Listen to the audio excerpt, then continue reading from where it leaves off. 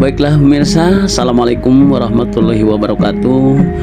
Kami YouTuber Mitra Pendidikan, selamat pagi. Dan kami kini tengah berada di Dinas Koperasi Usaha Kecil Menengah Perdagangan dan Perindustrian Kota Cirebon, yang dipimpin oleh Kepala Dinas, yaitu oleh Bapak Dr. Haji Iing Daiman SIP MSI. Dalam kesempatan ini kami pun akan berbincang-bincang tentang Koperasi Merah Putih yang ada di Kota Cirebon. Baiklah pemirsa, untuk lebih lengkapnya mari kita simak tayangan video kami berikut ini. Oke Kang, selamat pagi. Seperti biasa kami YouTuber Mitra Pendidikan ingin menanyakan kegiatan di DPKU KMPP ya, Kota Cirebon yang akan pimpin. Kami akan menanyakan tentang kegiatan yaitu Koperasi Merah Putih. Gimana Bang? Oke, jadi Mas Odet ya, untuk Koperasi Merah Putih untuk Cirebon memang alhamdulillah sudah terbentuk di 22 kelurahan dan sudah keluar akte notarisnya sebanyak 22 koperasi kelurahan merah putih namanya itu ya. Jadi masing-masing kelurahan sudah dibentuk, ada 22 koperasi.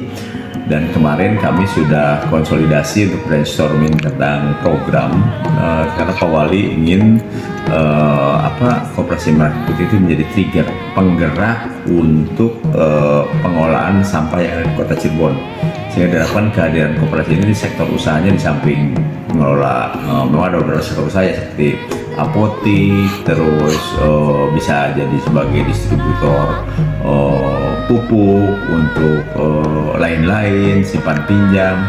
Juga Pak Wali berharap ada sektor olah sampah yang dikelola diinisiasi oleh teman-teman Koperasi Kelurahan Merah Putih itu. Jadi sebenarnya Kang, yang untuk pengolahan sampah itu sendiri apa sih yang tersulit di Kota Cirebon?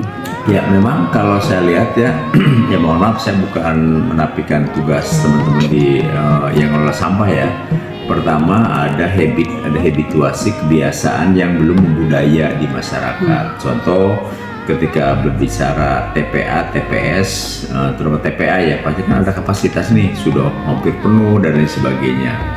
Nah, ada yang saya katakan habit yang belum dibiasakan oleh masyarakat itu bagaimana menangani masalah di skala rumah tangga. Harusnya contoh ketika berbicara sampah itu yang sampah plastik harus sudah dipilah, dan sampah-sampah itu bisa memiliki nilai ekonomis yang cukup tinggi loh.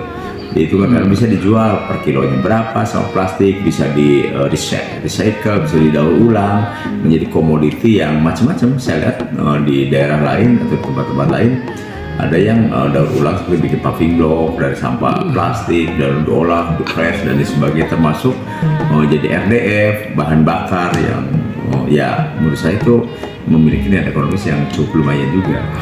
Untuk Koperasi Merah Putih itu apa aja sih? Ya, Koperasi Merah Putih itu tadi dibentuknya berdasarkan muskelsus, jadi musyawarah kelurahan khusus. Dibentuknya, nah kelurah sebagai dewan pengawas, ketua dewan pengawas dari masing-masing lurah. Nah, untuk pengurusnya ketuanya dipilih secara musyawarah, itu kan ketua, pengurus dan lain sebagainya. Nah, nanti untuk pembiayaan operasionalnya itu seluruh bukan operasional ya. Nanti untuk ketika ada sektor usaha, contoh apotik atau apapun sektor usahanya, distributor pupuk dan lain sebagainya, distributor LPG atau apapun namanya. Nah, nanti mereka diberi plafon oleh Himpunan Bank Negara.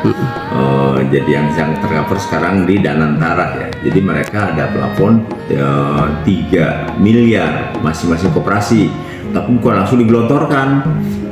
Itu nanti ada visibility-nya dicek, misalkan bisnis plan-nya diajukan proposalnya, nanti dianalisis oleh analis kreditnya. misalkan untuk sektor usaha itu ngajukan 1 miliar. Nah, tidak sekonyong-konyong 1 miliar itu kan biaya oleh Bank Himbara karena sifatnya pinjaman. Jadi nanti dianalisis ternyata visible-nya hanya 500 juta, maka itu akan cair. Nah, nanti dilakukan, jadi ada tetap bisnis prosesnya dimunculkan. Terus dengan untuk UMKM malnya di sini itu ada kaitannya nggak dengan Koperasi Merah Putih? Terkait dengan mall UKM memang ya kalau dikatakan kaitannya ada, bisa saja nanti produk-produk yang dihasilkan oleh Koperasi Merah Putih itu kan sektor usaha lain juga misalkan mengelola sektor usaha, misalkan tadi simpan pinjam, usaha UMKM yang dikelola oleh koperasi itu juga ketika ada produk bisa aja dijual di mall UKM ini. Jadi kami memfasilitasi siapa saja, tidak hanya Koperasi Merah Putih, tapi untuk yang lain-lainnya silahkan di mall UKM ini gratis, tidak perlu sewa tempat. Nah, terus Kang, masyarakat Kota Cirebon khususnya kan belum tahu nih tentang mall di sini UKM gini. Itu gimana nih Kang? Untuk mall UKM mungkin masyarakat ada yang belum tahu ya. Kami terus sosialisasi melalui baik secara formal, kebanyakan sih informal ya, dari teman-teman via medsos dan lain sebagainya. Bahkan kalau Pak Wali Kota sudah mengeluarkan surat edaran Wali Kota tentang ya intinya kunjungan kerja yang ke Kota Cirebon wajib diterima di mall UKM. Nah, itu salah satu ikhtiar Pak Wali supaya mereka itu mengenal mall UKM yang notabene adalah sebagai media untuk pemberdayaan UMKM yang ada di Kota Cirebon dan sekitarnya. Karena mall UKM kan tidak hanya Kota Cirebon saja, tapi wilayah 3 Cirebon. Ini bagian dari ikhtiar kita untuk memberdayakan perekonomian di Kota Cirebon. Nah, untuk segi belanja nih, masyarakat boleh nggak untuk belanja ke mall? Boleh banyak, bahkan jangankan belanja, ketika mereka punya produk, selama sudah punya NIB, nomor induk berusaha, PIRT, perizinan pangan industri rumah tangga dan lain sebagainya halal, boleh mendisplay di mall UKM. Tapi ya itu tidak harus sewa tempat, gratis. Silakan siapapun pelaku UMKM, malah kami dengan senang hati tadi dengan catatan packagingnya menarik, ada izinnya dan lain sebagainya. Karena kami sebagai pembina UMKM juga sangat berharap perkembangan UMKM ini bisa masif. Gitu. Jadi siap menampungnya. Nah, gitu. Bukan dari daerah sekitar aja. Bukan hanya dari Kota Cirebon saja, tapi di wilayah 3. Wilayah 3. Kuningan, Majalengka dan Kabupaten Cirebon. Oke Kang, terakhir Kang, harapannya apa Kang? Harapan saya pertama untuk Koperasi Merah Putih, mudah-mudahan kehadiran Koperasi Merah Putih karena sudah diluncurkan Pak Presiden Prabowo ya, sebanyak 80.000 koperasi seluruh Indonesia, berharap bisa menggerakkan roda perekonomian di Kota Cirebon, umumnya di seluruh Indonesia. Nah, begitu juga terkait dengan penanganan masalah sampah, mudah-mudahan kehadiran Koperasi Merah Putih itu bisa menangani persoalan yang sampai dihadapi oleh Kota Cirebon, khususnya masalah sampah, dan lebih ke mudah-mudahan dengan Koperasi Merah Putih bisa lebih mandiri masyarakat, baik secara ekonomi maupun secara finansial. Oke, terima kasih. Wassalamualaikum warahmatullahi wabarakatuh. Waalaikumsalam.